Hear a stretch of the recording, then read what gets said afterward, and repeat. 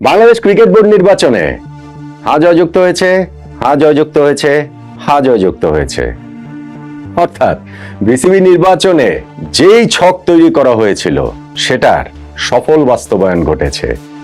যাদেরকে বিসিবি পরিচালক করে আনার পরিকল্পনা, ঠিক তারাই বিসিবির পরিচালক হয়ে এসেছেন। আগামী 4 বছরের জন্য বাংলাদেশ ক্রিকেটের নীতি নির্ধারণের দায়িত্ব এখন তাদের উপরে। আমিনুল ইসলাম বুলবুল ভাই, যিনি অন্তর্বর্তীকালীন সময়ে বিসিবি প্রেসিডেন্ট হিসেবে দায়িত্ব পালন করছিলেন, এখন তিনি পূর্ণ মেয়াদে বিসিবি প্রেসিডেন্ট হয়ে গিয়েছেন। ফারুক আহমেদ ভাই, যিনি আরো একজন অন্তর্বর্তীকালীন বিসিবি প্রেসিডেন্ট ছিলেন এবং মাস চারেক আগে যাকে বিসিবি থেকে একরকম বিতাড়িত করা হয়েছিল, তিনি আবার বিসিবিতে ফিরেছেন ও ভাইস প্রেসিডেন্ট হিসেবে ফিরেছেন। শাখাওয়াত হোসেন নামে আরো একজন ভাইস প্রেসিডেন্ট আছেন, যাকে আপনি আমি কেউ ক্রিকেট সংশ্লিষ্টরা 3 মাস আগেও চিনতাম না।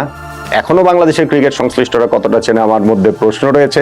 ইভেন যারা এইখানটাতে কাউন্সিলর, মানে ক্রিকেট বোর্ডের নির্বাচনে ভোটার, তাদেরই বা কত পার্সেন্ট তাকে চেনেন, প্রশ্নের জায়গা রয়েছে। এবং সেটা ব্যক্তি শাখাওয়াত হোসেনের কথা আমি বলছি না। এবারে যে 25 জন পরিচালক নির্বাচিত হয়েছেন, তার মধ্যে এরকম অনেকেই আছেন যাদের ক্রিকেটের সঙ্গে ন্যূনতম সংশ্লিষ্টতাও নাই, কিন্তু তারা ক্রিকেট বোর্ডে দায়িত্বে এসেছেন। বাংলাদেশ ক্রিকেট এখন একটা ক্রস রোডে রয়েছে, বাংলাদেশটাই যেমন একটা ক্রস রোডে রয়েছে। সো সেইখানটাতে ক্রিকেট বোর্ডের এই কমিটিটা তারা সফল হবেন, আমাদের ক্রিকেটটা একটা নতুন উচ্চতায় উঠবে, সেই প্রত্যাশার জায়গা, সেই শুভকামনা এই বোর্ডটার প্রতি থাকলো অবশ্যই। কিন্তু পাশাপাশি এইবারের নির্বাচনে যা হয়েছে সেইগুলো নিয়ে কিছু প্রশ্নের জায়গাও থাকছে, যেই প্রশ্নগুলো তোলার জন্য উপযুক্ত সময় এবং পরিবেশ এখন না। এইটা বোধহয় প্রায় সবাই আমরা এক বাক্যে মেনে নেব, কিন্তু একই সঙ্গে ওইটাকে মাথায় রেখে আমি বলছি, এইবারের নির্বাচনটা ভবিষ্যতে প্রশ্নবিদ্ধ হবে, হতেই থাকবে। 4 বছরের জন্য যে তারা দায়িত্বে এসেছেন, সেইখানটাতে ক্রিকেট বোর্ড আলাদা একটা বডি হিসেবে যে কাজ করার কথা, তবে নির্বাচনের মেকানিজমটা যেভাবে করা হয়েছে, তাতে করে ক্রিকেট বোর্ডের খুব আলাদা আইডেন্টিটি তৈরি হয়েছে বলে আমার মনে হয় না। ফলে দেশের সঙ্গে এটার একটা, দেশের রাজনৈতিক অবস্থার সঙ্গে এটার একটা সম্পর্ক রয়েছে, এটার একটা সংযোগ রয়েছে। এইবারের বোর্ড তারা 4 বছরের এই দায়িত্বকাল পুরোটা যদি পালন করতে পারে, আমার কাছে, আমি একটু আর্লি বলে ফেলছি, আমার কাছে সেটা আসলে সারপ্রাইজিং হবে বলেই মনে হচ্ছে। দেখুন, ক্রিকেট বোর্ডের নির্বাচনে সরকারি হস্তক্ষেপ হয়, বাংলাদেশ ক্রিকেট বোর্ডের নির্বাচনে সরকারি প্রভাবমুক্ত কখনোই নয়, এইটা ধ্রুব সত্য কথা। কিন্তু এইবার যেভাবে হস্তক্ষেপ হয়েছে, এইবার যেভাবে ছক তৈরি করা হয়েছে, এইবার যেইভাবে প্রথমত ধরেন হচ্ছে গিয়ে এইখানটা ইকুয়েশন তৈরি করা হয়েছে, সমীকরণ তৈরি করা হয়েছে, ভয়ভীতি দেখানো হয়েছে, কাউকে নির্বাচন থেকে বের করে দেওয়া হয়েছে, কাউকে নির্বাচনে নিয়ে আসা হয়েছে, যাকে যেখানে খুশি কাউন্সিলর কিভাবে তৈরি করা হবে নিজেদের মতো করে গঠনতন্ত্রের ব্যাখ্যা করা হয়েছে। 15টা ক্লাব একবার ইলেকশন ভোট দিতে পারবেন, পারবেন না। বিসিবি নির্বাচন কমিশন, সেইখান থেকে হচ্ছে গিয়ে দেশের আইন আদালত, কোর্ট পর্যন্ত সব মিলিয়ে যেই খেলাগুলো হয়েছে, সেইটা খুব ভালো কোনো উদাহরণ তৈরি করলো বলে আমার কাছে অন্তত পক্ষে মনে হচ্ছে না। এবং এইটা সময়ে গিয়ে আবার বারবারই আসলে ফেরত চলে আসবে। দেখুন, আমাদের ক্রিকেটের জন্য নিবেদিত প্রাণ সংগঠক দরকার, আমাদের ক্রিকেটের জন্য যারা ক্রিকেট খেলেছেন সেই ক্রিকেটার, তাদেরকেও দরকার। তো সেই হিসাব যদি আপনি করেন যে এইখানটার যেই নির্বাচনটা হয়েছে, যেখানে যে 25 জন যারা এসেছেন, তাদের মধ্যে ওইরকম লোক যে নেই বিষয়টা তা নয়। আমরা অবশ্যই আশা করব তারা যেন সফল হন, কিন্তু যেই প্রক্রিয়াতে এই সফলতার ভিত্তিটা তৈরি হলো, তাদের এই বৈধতাটা উৎপাদন হলো, ক্রিকেট বোর্ডে তারা যেভাবে আসলেন, সেইটা কি আসলে খুব আইডিয়াল? এটা কি খুব একটা আদর্শ অবস্থার মধ্যে দিয়ে বিসিবি নির্বাচন হয়েছে? বিসিবি নির্বাচনে এইখানে 25টা পদের মধ্যে অনেকগুলো পদে বিনা প্রতিদ্বন্দ্বিতায় নির্বাচিত হয়ে গিয়েছেন, কেননা প্রতিপক্ষকে নির্বাচন করার মতো কোনো অবস্থাই রাখা হয়নি, সুযোগই তৈরি করে দেওয়া হয়নি। আবার যেই সব জায়গায় নির্বাচন হয়েছে সেগুলাও টু সাম এক্সটেন্ট নামকাও আসতেই হয়েছে। আপনি বি ক্যাটাগরির ওই হিসাবটাই দেখেন না কেন, যেইখানে 12 জন পরিচালক নির্বাচিত হবেন ক্লাব ক্যাটাগরি থেকে, ইনিশিয়ালি 30 জনের বেশি ওইখানে মনোনয়ন নিয়েছিলেন, তার মধ্যে নাম প্রত্যাহার করে নিয়েছেন, শেষ পর্যন্ত গিয়ে দেখা গেছে হচ্ছে গিয়ে 50%-এর বেশি, 15 জনের মতো সেখান থেকে ছিলেন।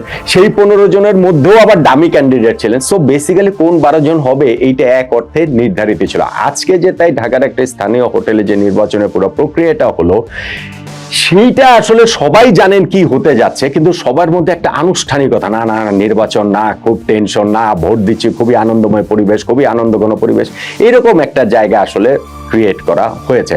আমি বলছিলাম যে এখানে অনেকগুলো ইন্টারেস্টিং জায়গা রয়েছে। ধরেন হচ্ছে গিয়ে বুলবুল ভাই যখন দায়িত্বে এসেছেন তখন তিনি বলেছেন যে তিনি একটা কুইক টি-20 ইনিংস খেলতে চান, কিন্তু পরবর্তীতে তিনি ক্রীড়া উপদেষ্টা চাইলে নির্বাচন করবেন। বুলবুল ভাই ক্লিয়ারলি অ্যান্ড লাউডলি এটা মিডিয়াতে বলেছেন, এক না একাধিকবার বলেছেন, যদিও তিনি কালকে সেটা বলেছেন যে মিডিয়ার মুখোমুখি হয়, কবে আমি এটা বলেছি বা কি এক্স্যাক্টলি বলেছিলাম আমার ঠিক মনে নেই, কিন্তু তিনি এটা বলেছেন।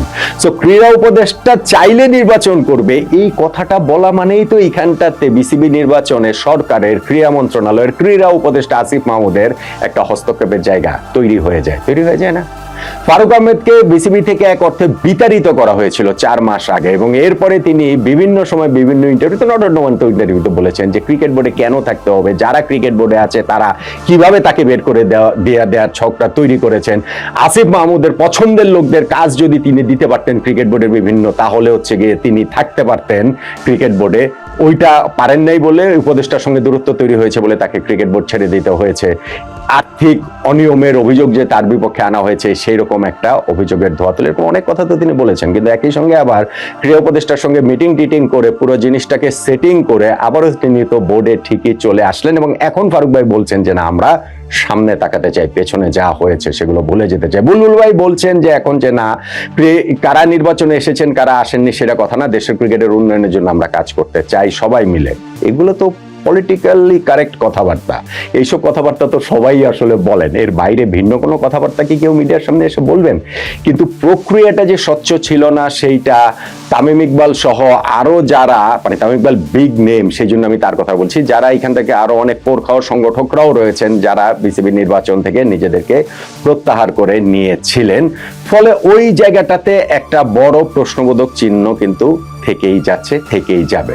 সরকারি হস্তক্ষেপের যে জায়গাটা তৈরি হয়েছে, যেইখান থেকে কোনখান থেকে তাদের পছন্দের লোকজন আসবে, স্পেশালি ধরেন হচ্ছে গিয়ে ক্যাটাগরি 1 জেলা এবং বিভাগীয় ক্রীড়া সংস্থার যে কাউন্সিলর যারা হবেন, সেইখান থেকে অ্যাডহক কমিটির ভেতর থেকেই কাউন্সিলর নিয়োগ দিতে হবে, এরকম একটা নির্দেশনা জারি করার মাধ্যমে অতীতের সকল রকম হস্তক্ষেপের রেকর্ডটা আসলে সরকার ভঙ্গ করেছে বলেই আমার আন্ডারস্ট্যান্ডিং। এটা এখন আপনাদের অনেকের আন্ডারস্ট্যান্ডিং হবে না, সময় ভবিষ্যতে যদি পাল্টে যায় তখন আবার দেখবেন ঠিক এই জিনিসটা নিয়েই কিরকম ভাবে আবার ক্রিকেট বোর্ডের নির্বাচনের এইখানটাতে ফেরত আসে বা ফেরত ওইখানটাতে আসতে হয়। আমাদের এই বিভিন্ন ক্যাটাগরিতে যারা নির্বাচিত হয়েছেন, আমি যে সাখাওয়াত হোসেনের কথা বলছিলাম, তিনি বুলবুল ভাইয়ের বোর্ড প্রেসিডেন্ট যে ছিলেন অন্তর্বর্তীকালীন সময়ের জন্য, সেইখানটাতে তার উপদেষ্টা তিনি নিয়োগ পেয়েছিলেন, ঢাকার কোন হোটেলের জানি তিনি সিইও। সো ক্রিকেটের সঙ্গে তার সংশ্লিষ্টতা কি, সেই সংশ্লিষ্টতার মাত্রা এত বেশি যে তাকে ক্রিকেট বোর্ডেই নিয়ে আসতে হবে এবং তাকে হচ্ছে কি ভাইস প্রেসিডেন্ট করে নিয়ে আসতে হবে, big question mark. Asif Akbar গায়ক, তিনি ক্রিকেট ফ্যান, ক্রিকেট মাঠে বিভিন্ন সময় তাকে আমরা দেখেছি, ক্রিকেটের গান দেখেছি, ক্রিকেট নিয়ে গান গেয়েছেন সেটা দেখেছি। ক্রিকেট বোর্ডের পরিচালক তার হতে হবে না, তাকে পরিচালক করে নিয়ে আসতে হবে।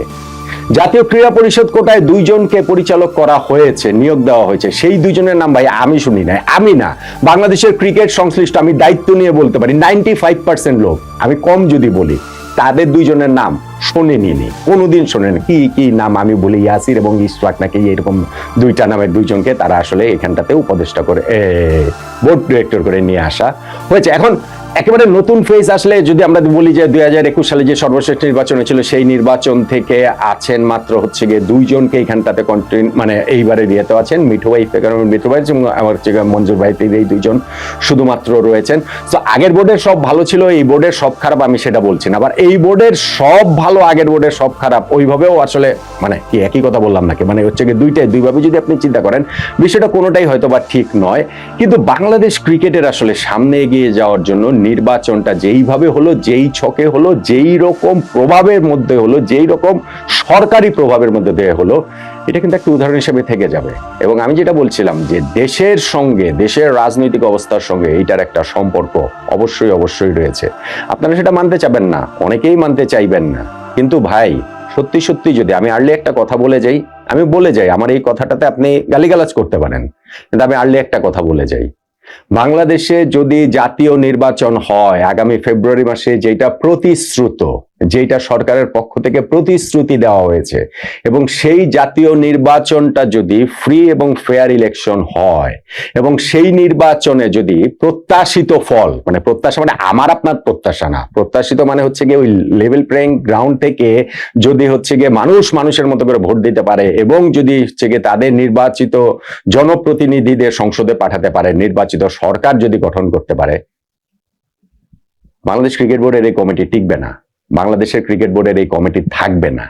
এবং সেইখানটা থেকে কাউকে জোর করে এই কমিটি ডিজলভ করা হবে না, এই কমিটিকে সবাইকে জোর করে বের করে দেওয়া হবে না। এইবারে যে ক্রিকেট বোর্ডের নির্বাচন হয়েছে, কাউকে কি অফিসিয়ালি কি জোর করে বলা হয়েছে যে ইলেকশন করতে পারবেন কি পারবেন না, হবে কি হবে না, করাই যাবে অথবা করাই যাবে না, সেইটা হয়নি, বাধ্য করা হয়েছে। ওইরকম জিনিসই ঘটবে।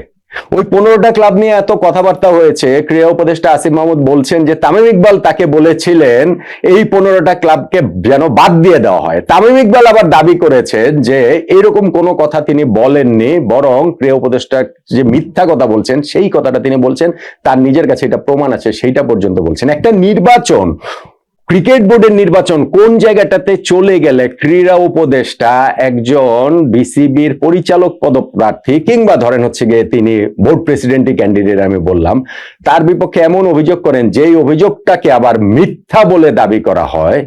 সো কোনোভাবেই এইবারের নির্বাচনটা নন পলিটিক্যাল না, কোনোদিনই সেটা ছিল না। কিন্তু এইবার যতটা পলিটিক্যাল হয়েছে ক্রিকেট বোর্ডের নির্বাচন, ততটা পলিটিক্যালও কোনো সময় ছিল না।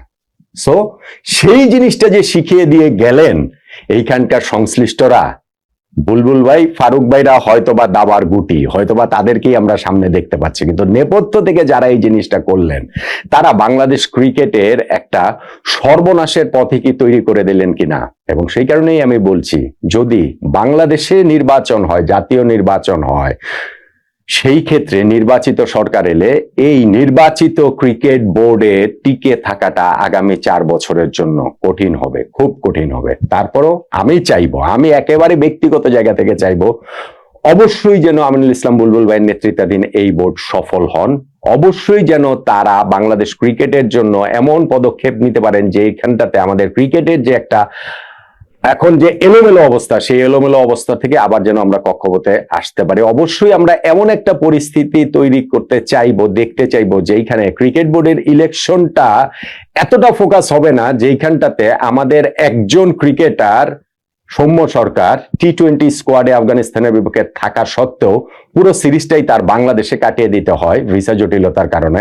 বাংলাদেশের ক্রিকেট বোর্ডের মনোযোগটা ক্রিকেটে থাকবে, মাঠের ক্রিকেটের জায়গাটাতেই থাকবে। ক্রিকেট বোর্ডের নির্বাচন যেটা হয়েছে, সেই নির্বাচন মাঠের ক্রিকেটের রুলস রেগুলেশন, নিয়ম নীতির কোনো কিছু তোয়াক্কা না করে হয়েছে। কিন্তু যখন তারা নির্বাচিত হয়েছে, এখন এই যে এর মধ্যে অনেক যে অপরিচিত লোকজন রয়েছে, তারা কি ভ্যালু অ্যাড করবেন বাংলাদেশ ক্রিকেট বোর্ডের নির্বাচন মানে ডিরেক্টর হয়ে, সেটা আমরা সামনে দেখতে পাবো। কিন্তু আশা করবো বুলবুল ভাইয়ের নেতৃত্বাধীন এই বোর্ড এবং ফারুক ভাই ভাইস প্রেসিডেন্ট সেই বোর্ড যেন অন্তত মাঠের ক্রিকেটের দিকে ফোকাস করে এবং আমাদের ক্রিকেটটাকে একটা ভালো জায়গাতে নিয়ে আসে। ওই শুভকামনাটা আমাদের থাকবে মনের ভেতরে প্রবল আশঙ্কা নিয়ে, এবং আশঙ্কার উৎসটা এবারে ক্রিকেট বোর্ডের নির্বাচন, যেই নির্বাচনে হ্যাঁ জয়যুক্ত হয়েছে কিন্তু ভবিষ্যতে নাও জয়যুক্ত হয়ে যেতে পারে।